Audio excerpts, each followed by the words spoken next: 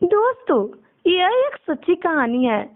ये एक ऐसी महिला की कहानी है जिसके पति ने जुए खेलकर और शराब पीकर पूरे घर बेच दिए थे और अपने पत्नी और दोनों बेटियों को रास्ता पे ला दिए थे। ये कहानी एक शिव भक्त की है।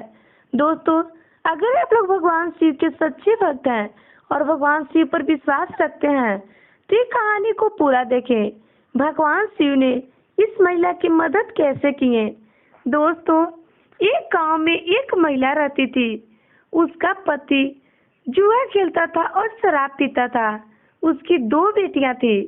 वो महिला के माता पिता नहीं थे, इसलिए उसके भाई और भौजाई ने जुआरी और शराबी देखकर उसकी शादी करवा दिए थे। महिला बहुत सीधी सादी थी, भगवान पे विश्वास रखती थी, इसलिए वो कुछ नहीं करती है। उस पति के साथ जैसे तैसे करके वो गुजारा करती है। उसका पति शराब पी के आता था, अपनी पत्नी को बहुत मारता था, दोनों बेटियों को भी मारता था। उन लोगों को अच्छे से खाना नहीं देता था क्योंकि वो दिन भर जुआ खेलता था और शराब पीता था। जो भी कुछ कमाता था सारा पैसा जुआ और शराब में लुटा देता था। उसके पास कुछ जमीनें थे, वो बेचकर सारा शराब में और जुआ में उड़ा दिया। उसके पास अब छोटा सा झोपड़ी बचा था। जिंदगी ऐसे बीतती है। एक दिन वो शराब पीकर पड़ा था और एक गाड़ी वाला नहीं आया और उसे कुचल कर चला गया। उस एक्सीडेंट में उसकी मौत हो जाती है। अब उसकी पत्नी और दोनों बेटियां अनाथ हो जाती है। उन लोग बहुत रोती हैं कि अब हमारा क्या होगा। दोनों बेटियां और पत्नी जैसे तैसे करके गुजारा कर रही थी। कुछ साल बीत जाते हैं, तब उसी गांव का एक साहूकार ने उस महिला के पास आता है और कहता है कि तुम्हारे पति ने इस घर पे कर्जा लिया है, तुम इस घर को खाली करो। महिला चौंक जाती है और कहती है, मेरे पति के मरे हुए 2 साल हो गए हैं और अब आप आ रहे हैं कि मेरे पति कर्जा लिए हैं, आप तब से कहाँ थे। साहूकार ने कहता है, तुम्हारे पति ने कागज बनाए थे, उस पे था कि 2 साल के बाद अगर वो कर्जा नहीं चुकाएगा तो ये घर हमारा हो जाएगा, उसे इस घर से निकाल दिया जाएगा। तुम्हारा पति तो कर्जा चुकाया नहीं, इसलिए ये घर अब हमारा हुआ। उसके पत्नी रोने लगती है, साहूकार के पैर पर गिर जाती है, कहती है कि हम पे रहम करिए, हमारे दोनों बेटियां पे रहम करिए, हम आपको मेहनत मजदूरी करके पैसा चुका देंगे। साहूकार कहता है कि इतना सारा पैसा है, तुम कैसे चुकाओगी। महिला कहती है कि हम धीरे धीरे करके चुका देंगे, आप मुझ पे विश्वास रखिए। पर साहूकार नहीं मानता है। उसके गलत नजर उसके दोनों बेटियां पर और उसकी पत्नी पे रहता है। वो कहता है, अगर 2 दिन के अंदर तुमने इस घर को खाली नहीं किया तो हम तुम्हें इस घर से निकाल देंगे। अब इसकी पत्नी बहुत डर जाती है और सोचती है, ये हमारे पति ने हमारे साथ क्या करके चले गए। छोटा सा घर बचा था, वो भी कर्ज ले लिए, वो भी गंवा दिए। अब हम दोनों बेटियां को लेकर कहाँ जाएंगे। उसकी पत्नी सोचती है कि साहूकार से कैसे भी करके माफी मांगेंगे और इस घर को हम नहीं जाने देंगे। कुछ गांव वालों से भी मदद मांगती है, अपने रिश्तेदारों से भी मदद मांगती है, पर किसी ने उसकी मदद नहीं करते हैं। अब वो सोचती है कि अब हम क्या करें। फिर 2 दिन बीत जाते हैं, साहूकार फिर आता है और उस महिला को कहता है कि इस घर को खाली करो। महिला कहती है, भैया आप मुझ पे रहम करिए, हम दोनों बेटियां को लेकर कहाँ जाएंगे, ये हमारा घर है। आप तो जानते हैं हमारा पति जुआ खेलते थे, शराब पीते थे, उन्होंने कब पैसा लिए हम नहीं जानते हैं। पर साहूकार कुछ नहीं मानता है। वो कहता है कि हम एक कागज को कोर्ट तक ले जाएंगे, कोर्ट में जाकर केस करेंगे, तुम ये घर कैसे नहीं खाली करोगी। सारा सामान उसके घर से निकालकर फेंक देता है, उसके बेटियों को भी धक्के मारकर निकालने लगता है। तब वो महिला कहती है कि मुझ पे रहम करिए, पर वो साहूकार रहम नहीं करता है, उसके घर पे ताला बंद कर देता है। अब इस महिला के पास कोई चारा नहीं था। ये दोनों बेटियों को लेकर एक किराए का मकान ढूंढती है। एक छोटा सा माटी के मकान था, उसमें वो सोचती है कि रहें। गांव के पास वाले के गांव में ही उसे वो मकान मिला। उसके किराए 500 रुपये थे। वो महिला सोचती है हम मेहनत मजदूरी करके इसके किराए चुकाएंगे और कुछ कर्जा भी भर लेंगे तो घर हम छुड़ा लेंगे। पर इतना मजदूरी कहाँ होता था। एक महिला होकर कितना कमा सकती थी। उसकी दोनों बेटियां ने कहती थी कि अब हम भी तुम्हारे हेल्प करेंगे। तो उसकी माँ कहती है कि नहीं बेटियां, तुम हमारे साथ काम करने कहाँ जाएगी। उसी गांव में ईटा भाटा पकता था। उसकी दोनों बेटियां ने ईटा भाटा में काम करने का निर्णय लेते हैं। तीनों माँ बेटी मिलकर उसमें काम करती हैं, पर उसमें उतना पैसा नहीं मिलता था जिससे वो कर्जा भी भर सके और किराए का मकान का भी भर सके और भोजन भी कर सके। इसलिए वो किराए का मकान का पैसा नहीं चुका पाते थे। अपना खर्चा कैसे जैसे करके चलाते थे। कुछ दिन बीत जाते हैं तो उस मकान मालकिनी भी उसे उस घर से निकाल देती है। कहती है मेरा घर फुकट का नहीं है, तुम लोग किराए नहीं दे रही हो, कब चली जाओगी, किराया नहीं दोगी तो हम क्या करेंगे। उस घर से उसे निकाल देती है। अब वो महिला सोचती है कि अब हम कहाँ जाएं। वो कहती है कि चलो हम लोग देखते हैं कहीं रूम मिल जाए। वो अपने दोनों बेटियों को लेकर वहां से चल देती है। रास्ते में चलती है तो देखती है कि एक शिव मंदिर में भंडारा चल रहा था। उन लोग का बहुत भूख लगा था। उसी मंदिर में जाती है और भंडारा चल रहा था, वहां से भोजन करती है और सोचती है कि क्यों ना हम इसी मंदिर में रहें, कभी कभी भंडारा भी हम लोग खा लेंगे और इसी मंदिर में रहकर हम लोग गुजारा करेंगे। उसी मंदिर में वो रहने लगती है, भगवान शिव की सेवा करती है। उस मंदिर का पुजारी भी बहुत अच्छे थे। उसे बिटिया बिटिया कहकर बुलाते थे और कहते थे कि बिटिया तुम यहाँ अच्छे से रह सकती हो। उस मंदिर के पुजारी ने उस महिला से सारी बात पूछी और ये महिला सारी बात बता दी।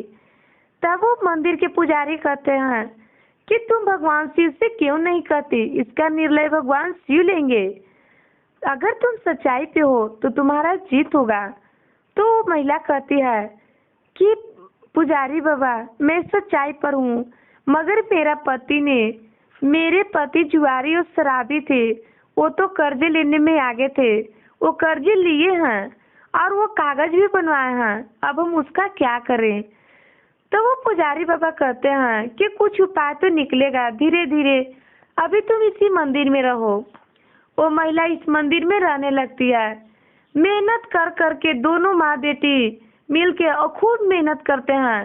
पुजारी बाबा जो भी मंदिर में पैसे चढ़ते थे वो सब उसी महिला को दे देते थे। कुछ मदद पुजारी बाबा भी उसको किए और उसे कर्जा लौटाने में मदद किए। वो महिला जाकर उस साहूकार के सारे कर्जे चुकता कर देती है।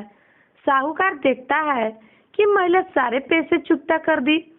साहूकार के मन में लालच आ जाता है और सोचता है ये महिला तो बुड़बक है, इससे और भी ठगा जाए और भी कहा जाए कि इसका पति इतना कर्जा लिया था। उसके दोनों बेटियों पर गलत नजर रखता है। इसलिए वो साहूकार मन में शैतानी समा जाता है और वो महिला से फिर से दोबारा कहने लगता है कि ये घर खाली नहीं होगा, अभी तो तुम्हारे पास सूद बाकी है, अभी तो तुमने कुछ ही माल लौटाया है, पूरा सूद भर देगी तभी तो घर खाली होगा। वो महिला कहती है कि जितना कागज पे लिखा था हमने लौटा दिया है, अब हमारे घर खाली कर दीजिए। वो साहूकार नहीं मानता है। ये महिला केस कर देती है। पुजारी बाबा सलाह देते हैं कि तुम इस पर कार्रवाई करो। वो महिला पुलिस थाने जाती है और केस कर देती है। अब इसका सुनवाई कोर्ट में होता है। कोर्ट में जज जाते हैं तो जज साहब कहते हैं तुम्हारे पास क्या सबूत है जो तुमने इसके पैसे लौटाए हो। ये तो कागज दिखा रहा है कि तुम इससे कर्जा ली हो। वो महिला बस कुछ सबूत तो नहीं था तो पंडित जी से कहवाती है ये पंडित जी हमारे सबूत देने वाले हैं, इनके सामने ही मैंने पैसे लौटाया था। वो साहूकार वो पंडित जी को भी झुठला देता है और कहता है ये महिला झूठ बोल रही है, इतना सारा पैसा ये कैसे चुकता करेगी। ये अपने घर को पाने के लिए हमारे सारे पैसा हड़पना चाहती है। ये महिला बहुत झूठी है और झूठ बोल रही है। महिला को भगवान शिव पर बहुत विश्वास था। वो कहती है हमारे ठिकाने पर जाइए, वहाँ पे भगवान शिव रहते हैं, आप उनसे पूछिए। मैं उसी मंदिर में उसे पैसा दिया हूँ। जज साहब कहते हैं, क्या भगवान तुम्हारे गवाही देने आएंगे? वो महिला कहती है कि हाँ, मुझे भगवान पे पूरा विश्वास है।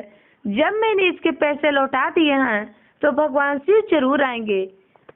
अब जज साहब सिपाहियों से कहकर उस मंदिर में नोटिस भिजवाते हैं।